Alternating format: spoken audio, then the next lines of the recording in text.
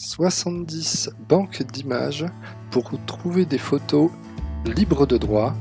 On va voir cela aujourd'hui dans une courte vidéo. Bonjour, bienvenue sur la chaîne Liberté Financière, j'espère que vous allez bien. Moi c'est Sylvain, on se retrouve juste après ça.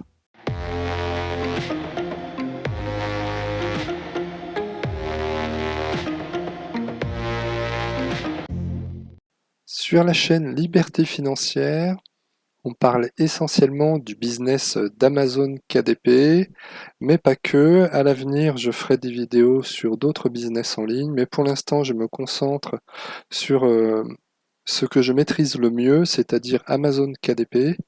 Et dans cette chaîne, si tu ne connais pas encore ce business, eh ben, je t'invite à aller voir les premières vidéos où tu vas découvrir la puissance de ce business qui est Amazon KDP, et tu vas créer des livres et les mettre en ligne sur la plateforme d'Amazon KDP, et ensuite tes livres, tes carnets seront mis en ligne sur la plateforme d'Amazon et seront disponibles à la vente sur l'ensemble des marketplaces d'Amazon, et ton livre pourra être vendu dans le monde entier, que ce soit sous forme papier, donc livre broché, ou que ce soit sous forme digitale, comme les e-books.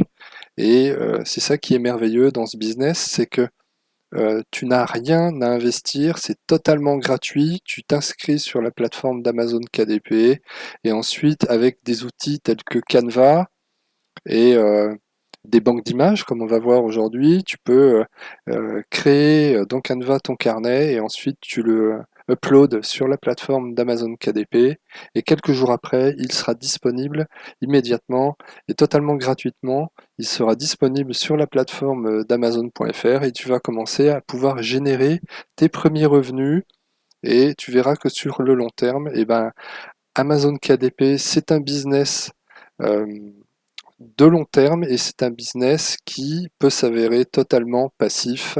Moi, c'est mon expérience. Donc si tu n'es pas encore abonné à la chaîne Liberté Financière, n'hésite pas à le faire et active la cloche pour être au courant des prochaines vidéos qui seront mises en ligne sur la chaîne. Après cette introduction inutile, on va aller dans le vif du sujet. Donc je suis tombé sur un blog Shopify, et je voulais vous en faire profiter, où j'ai trouvé dans ce lien, alors peut-être que vous connaissez, hein, moi je l'ai découvert là, donc c'est pour ça que je fais cette vidéo, où dans ce lien, que je vous mettrai dans la description de cette vidéo, il y a 70 banques d'images où vous allez pouvoir aller chercher des photos gratuites, des photos libres de droit. Dans les sites, alors il y a peu de sites avec des images vectorielles, il y en a quelques-uns mais il y en a peu. C'est essentiellement des banques d'images avec des photos, des magnifiques photos, des sites que vous connaissez, d'autres peut-être que vous découvrirez. Enfin, vous allez fouiller, je vous laisserai découvrir, hein, et vous verrez que vous pourrez aller chercher l'image que les autres n'ont pas, et vous pourrez télécharger des images avec des carnets uniques que vous pourrez mettre ensuite sur la plateforme d'Amazon, parce que c'est vrai on utilise tous Pixabay ou FreePic. D'ailleurs, ça fait partie des sites que ce blog Shopify donne, hein, mais il y a d'autres sites que on ne connaît pas, et il y a sans doute des petites perles à découvrir et des photos uniques que vous serez sans doute les seuls à, à avoir téléchargées, et vous pourrez donc les mettre sur la plateforme d'Amazon, et vous ferez la différence avec des photos uniques.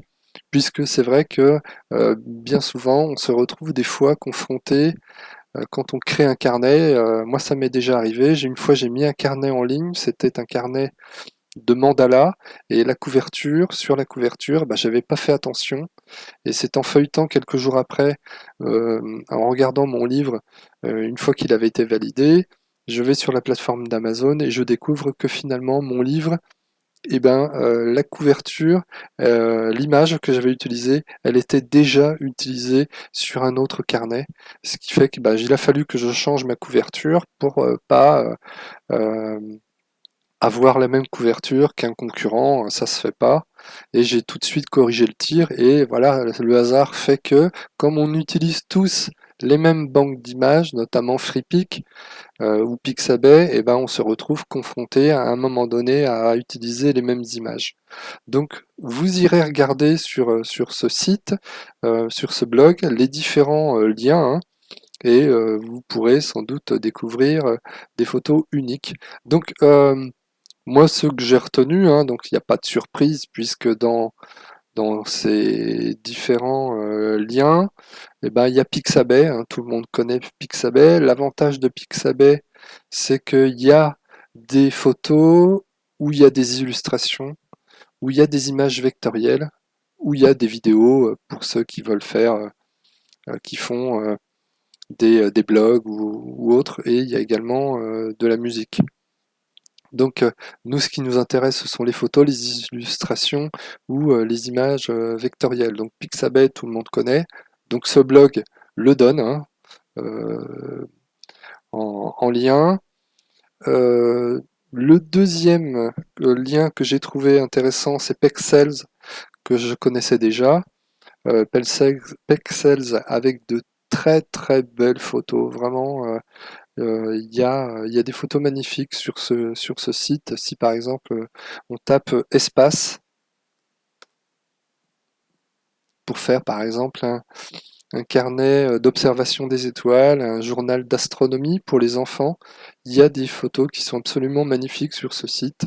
Je pense que vous le connaissez, hein, il est connu, mais voilà, je tenais à le préciser dans cette vidéo si jamais certains ne le connaissaient pas. Un site qui est donné également en début de liste, c'est Burst. Burst, donc c'est pareil, des images sympas. Moi j'ai regardé notamment sur les backgrounds, donc il y a des photos qui sont vraiment sympathiques. Si vous cherchez par exemple, vous voyez, il y a un mur bleu, où il y a des planches de bois, un mur en briques vieilli, ou voilà pour faire un carnet de notes original, pourquoi pas avec des photos de ce style un peu abstraites. Donc c'est là vous avez des cailloux, c'est vraiment sympa en fond. Il y a vraiment des très très belles photos de qualité. J'ai également découvert Unsplash. Voilà, j'ai tapé guitare pour voir un petit peu. Et puis il y a des belles photos. Alors Unsplash, je le connaissais par le print on demand, mais plus pour les t-shirts parce qu'à un moment donné ils en parlaient. J'avais regardé la vidéo d'un Américain, il en parlait. Unsplash. Et puis bah, le champion que tout le monde connaît et que on utilise tous, mais qui nécessite un abonnement, alors que les autres sont totalement gratuits, FreePic. Donc FreePic, l'avantage de FreePic, c'est qu'il y a des photos, mais il y a des images vectorielles et vous trouvez vraiment, c'est une mine d'or, FreePic, il y a vraiment énormément de choses, des illustrations, des coloriages, il y a beaucoup de choses qu'il n'y a pas forcément dans les autres, mis à part peut-être Pixabay où vous pouvez trouver des coloriages pour enfants.